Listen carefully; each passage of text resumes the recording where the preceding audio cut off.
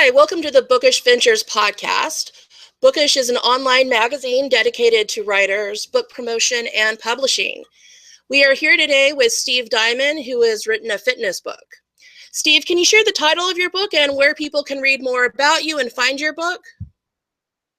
It's called the Health, Wellness, and Longevity Handbook, and it's located on my website at www.steve.com.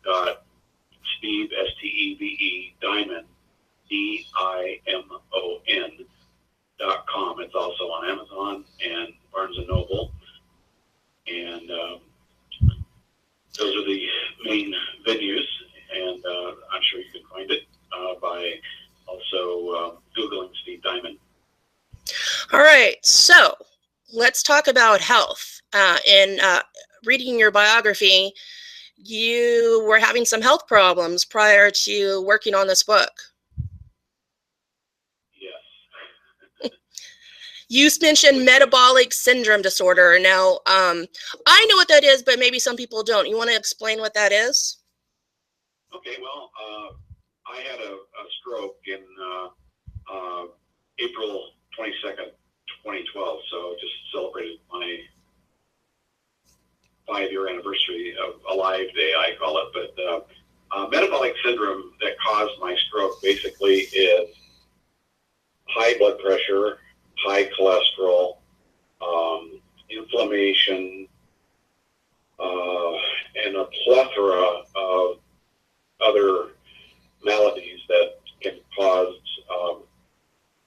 a stroke and an illness. But the main ones are high cholesterol, high blood pressure, inflammation, and just that cascade. That is, most diseases are caused by inflammation. Okay. And what did you do after the stroke, and what set you on this path to being more healthy or addressing a lot of these conditions that are a part of metabolic syndrome, like high blood pressure, high cholesterol? Well, I had a choice. I had a choice between life or death, and I chose life. But I had to, in preparation and resources for my book, I read over, and I did the research and reading over 125 books for that are in my bibliography. But also, I just totally, I said to myself, my job is now my health to recover. And so I had to not only read all these books to do research, I had to commit myself to a healthy lifestyle. And part of that was also watching numerous videos, reading many articles, magazines, etc. And so what I say is knowledge is power, but knowledge with action is superpower. So, you just really have to re-educate yourself and really attain a PhD in self. You have to take advantage of, or you have to take control of your health. So what were some of the changes that you did? Because it seemed like you had to do a whole lifestyle change, which can be daunting for just about everybody. What are some baby steps you took to kind of set you on this path towards health? Well, the protocol that I write about in my book is basically based on diet, nutrition, exercise, supplementation, and lifestyle change. I lost over 100 pounds in about 4 months, and so the main thing was to lose the weight, to get the blood pressure down, to get the inflammation down, and get the cholesterol down. And I did all that naturally. But the big thing with nutrition and is basically eating an organic diet and eating more fruits and vegetables. But it's very, very important to go organic. Organic is the key word here, and non-GMO. So there's a lot of information out there. There's a lot of public figures or television personalities bad mouthing carbs. So are carbs bad, or are some carbs okay? Because from what I remember from biology class, carbs are the primary source of energy, especially for the human brain, and actually for all animals. So are carbs something you cut out altogether, or are there good carbs people can focus on? Well, pretty much. That's one of the things that I did. I went low carb, and I believe in low carb, high fat, and moderate protein. And what a lot of people don't realize is that they can eat too much protein, and that protein will turn to sugar. But sugar is our real enemy here, and carbohydrates are just like your body metabolizes the carbohydrates just like sugar. And as I say, sugar is fat. It raises our insulin, and so it causes insulin resistance. And I actually write a whole chapter about this in my book, about the hidden sugar dilemma that is in all processed foods. And so you buy something with a barcode in a box or a bag or carton, and it basically, not only does it have GMO, corn, soy, or wheat, it has a ton of hidden sugar. And when you were talking about carbohydrates, we have 3 macronutrients. We have carbohydrates, fat, and protein. And the one that we can live without are carbohydrates. So people say, well, where do you get your carbohydrates from? You're talking about energy, but where I get my carbohydrates from are fruits, vegetables, seeds, and nuts. And that's really all you need. But again, the key is eating organic and eating grass-fed beef, eating pasture-raised chicken and eggs, wild-caught fish from Alaska, like the salmon that is very popular there, coho, and I'll think of the other one in just a second. I eat it almost every day, but anyway, the key is having the ability to go to the market and eat wild-caught fish, but not from Indonesia, not from China. It needs to be either from the U.S. or from Canada or from, somewhere where there's cold water. And again, it's wild caught and not like Atlantic salmon, as an example. If you can go to the market and you'll see Atlantic salmon next to a wild caught salmon, the Atlantic salmon looks sick. And it is, because it's farm raised and it's fed on the same thing that we feed a lot of our livestock, and that's GMO foods, and it's, again, corn, soy, and wheat, and that's just not what they're meant to eat. On about the antibiotics and the hormones and so forth that are in the water, but it's just a travesty. So when you look at the store and you look at wild caught salmon next to Atlantic salmon, you'll see what I'm talking about, that the Atlantic salmon farm raised looks sick, and it is. So you've mentioned GMOs a couple of times already. Can you explain exactly what they are and why they're bad?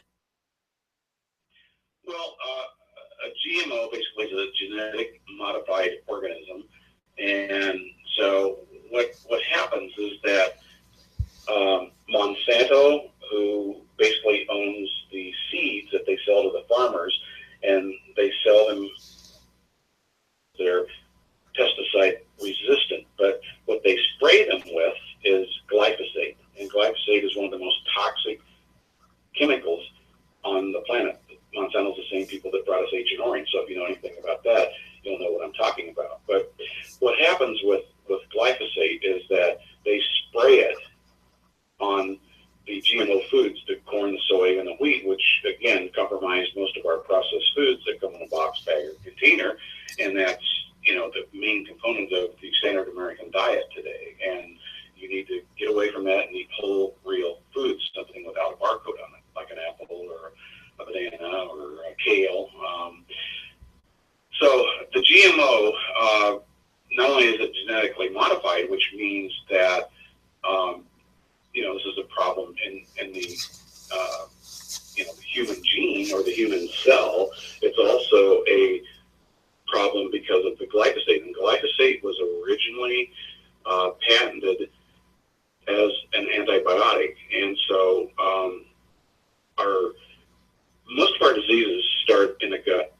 70 to 80% of our immune system is in the gut. So if our immune system is compromised, then guess what? We're compromised as far as trying to beat cancer or heart disease or strokes or diabetes or obesity. And those are 5 top killers in the U.S. So if our system is compromised, can we fight disease? And we don't have so much of a healthcare problem in this country. We have a health problem that equates to a sick care problem. So it all starts, our strongest tool for prevention is actually our fork. It's what we're feeding our mouths. Is gluten bad? Yes, it's a toxin. Because, only there are people with genuine gluten allergies, but it afflicts a very small portion of the population. I've read or been told. But I keep seeing all these gluten-free products.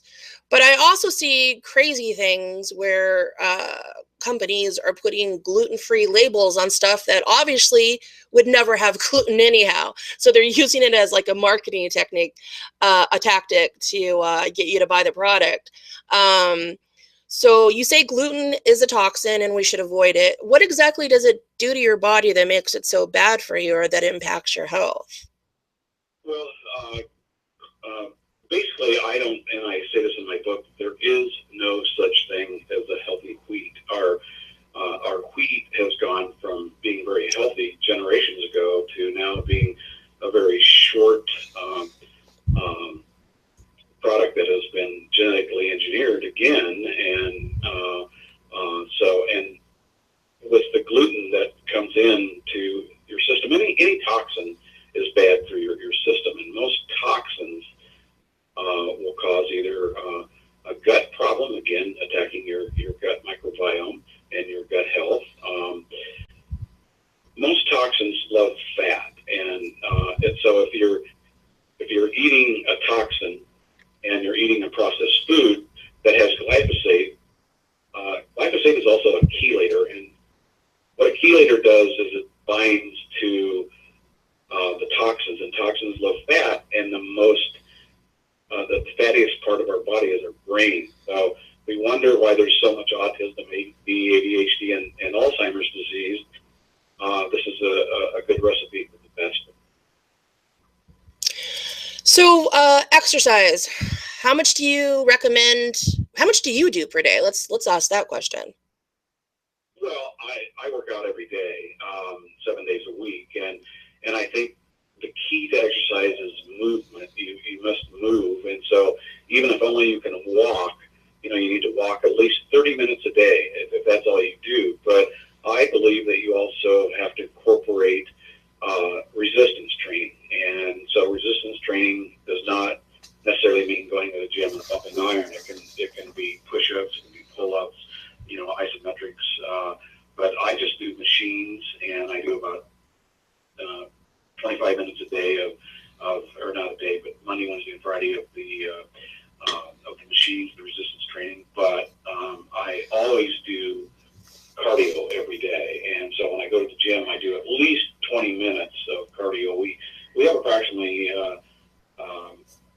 20 minutes of glycogen build up in our livers that we need to get rid of, and until you get rid of that glycogen, you really can't lose weight. So if you're trying to lose weight, that's one of the things that you really need to do. But you cannot out-exercise a bad diet, and so it's 80% diet, 20% exercise. But you do have to incorporate. If nothing else, move. You got to move. Like I say, at least walk a half an hour a day. But if you have more time, then incorporate 20, 25 minutes of resistance training. There's plenty of machines at the gym, but like I say, if you can't go to the gym, push-ups, pull-ups, push and pull. So let's talk about your book for a little bit. How long did it take you to write the book? About a year and a half or so. But I've lived this protocol now for 5 years, and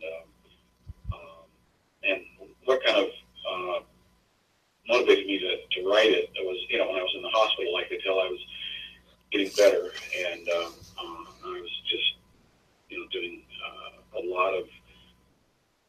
work to get better. And so as I felt myself getting better, I just thought, I started taking notes. But then after I got out of the hospital, people were commenting, whether it was at the gym or at the grocery store, walking down the street, from strangers. They say, "Wow, what are you doing? You don't even look like you've had a stroke. I want some of that." So I decided to write my book, not about just stroke recovery, but about the prevention of heart attack, stroke, cancer, diabetes, and obesity, which are my top killers, through my protocol, which I've lived for the last 5 years of diet, nutrition, exercise supplementation, and lifestyle change. So how much research did you do, and how did you go about doing the research? Did you do any interviews? Was it all, library research or online research? No, I have an Amazon account, like probably half the planet, and so I started ordering books, and I would, whether it was health, well, my book, Health, Wellness, and Longevity, but I started, Googling and reading various authors online and so forth, and then I would get their sign up for their newsletters, and then I would see they had written a book, and I'd order the book, and so I just started ordering all these books, and so like I say, I read over 125 books for research of my book, but that did not include magazines, papers, videos, YouTube, and on it went. I've spent hours and hours and hours, and I like to say I now have, not only do you have to take control of your health, but I now have a PhD in self, and so you just really, really have to take control of your health and educate yourself. And like I said earlier in the interview, knowledge is power, but knowledge with action is superpower. So what do you think sets your book apart from the other fitness and health books out there? Well, I speak at 3 different hospitals. I was at Cedars-Sinai here in Los Angeles, and then I have a relationship with USC, and then I did my stroke rehab at Rancho Los Amigos, and so I speak to stroke survivors there. And what I notice when I speak to stroke survivors is that, whether I'm introduced by a doctor or a therapist or a nurse or hospital administrator, they all of a sudden, these officials will introduce me as a stroke survivor. He was just like you. He was paralyzed from head to toe on his left-hand side. He had to learn how to walk again, talk again. He was in a wheelchair. He went through shock therapy. He went through all this journey. And look at him today. He doesn't even look like he had a stroke. So all of a sudden, you just see a light come over their face, and their eyes brighten up, and they say, "You were just like me."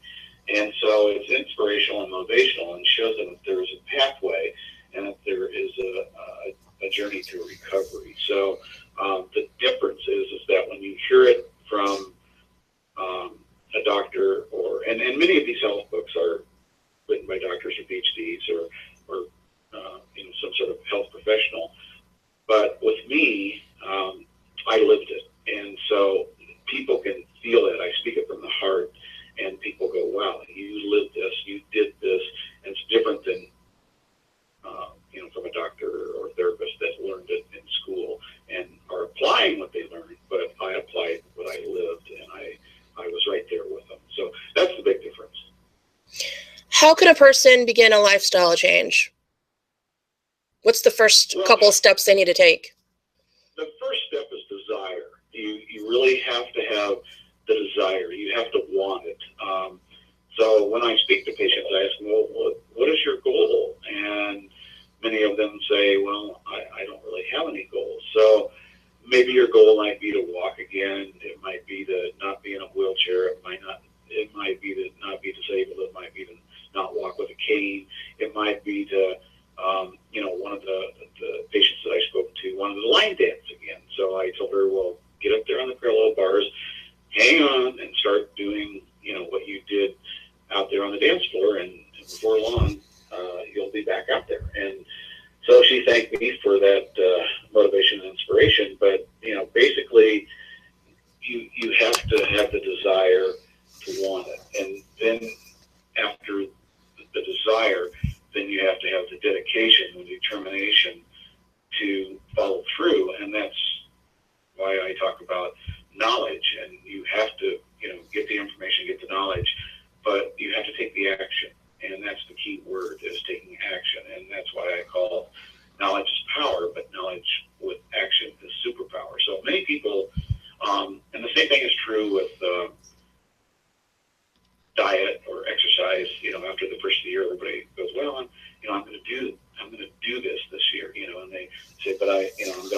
until the first of the year. I'm going to wait until my birthday, or I'm going to wait until my class reunion, or whatever. And they never do it. They never take the action. So you have to have the desire, you have to want it, but then you have to have the commitment to follow through and take the action. So back to your book, which we've actually been discussing your book all along, because most of this is in your book. Can you talk about the publishing process and any marketing techniques that you utilize that have been successful, or that have sort of created you as an expert in the field? Well, the publishing arena has really changed in the last few years with self-publishing and with the various avenues that are out there.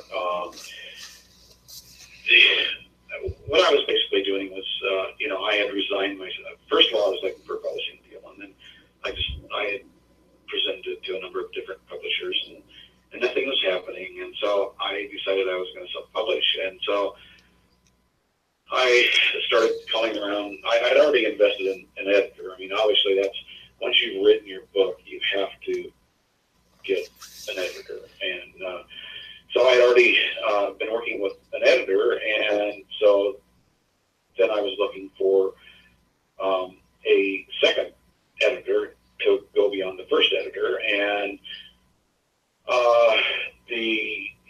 so I reached out, and again, I just started doing research online on Google and so forth, and I reached out to what I thought was a self-publishing editor, and she wrote me back and she said, well, we also publish books, and please send me your manuscript. So I did, and she read it and got back to me, and she said, we'd like to publish your book. And so I was just like, wow, this is really what I wanted. So that was in July of last year, and then the book was finally published in December of 2016. But then from that point, the publisher re-edited it, and so it went through editing 2 or 3 times, and then it was finally finalized. And you have to go through the process of doing the cover and writing the back cover. I also put together I designed the logo. So it's kind of a branding process, and so you either work with your publisher, or you have to hire someone that's a developer, designer, or if you have that kind of ability, you can do it yourself. And so I did kind of a combination. But the marketing is really, you can write a book, but the marketing is really the key, and that's what I'm involved in right now. Fortunately, I have a database of about 100,000 people in emails, so I'm sending out emails. I'm on social media. I'm on Facebook. I'm on LinkedIn. I'm on Instagram.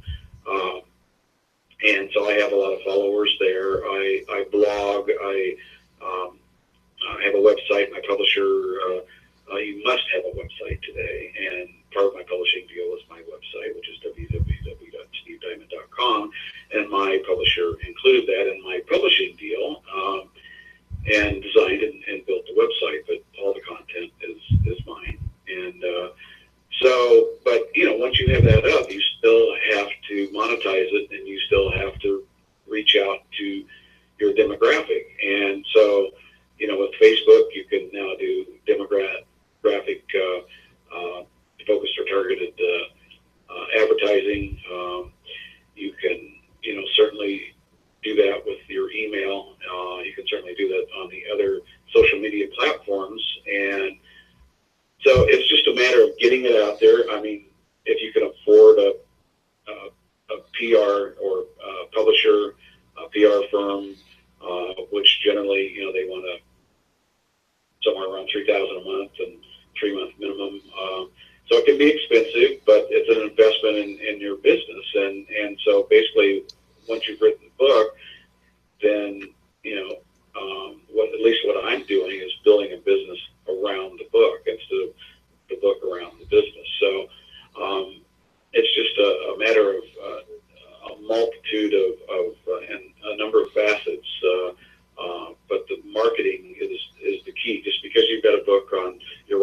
website or Amazon or Barnes & Noble doesn't mean that it's going to sell. And particularly in the genre that I'm in, the health and wellness arena, there are, just a number of books out there, and I'm competing with doctors and nutritionists and PhDs and so forth. But again, I'm trying to get on.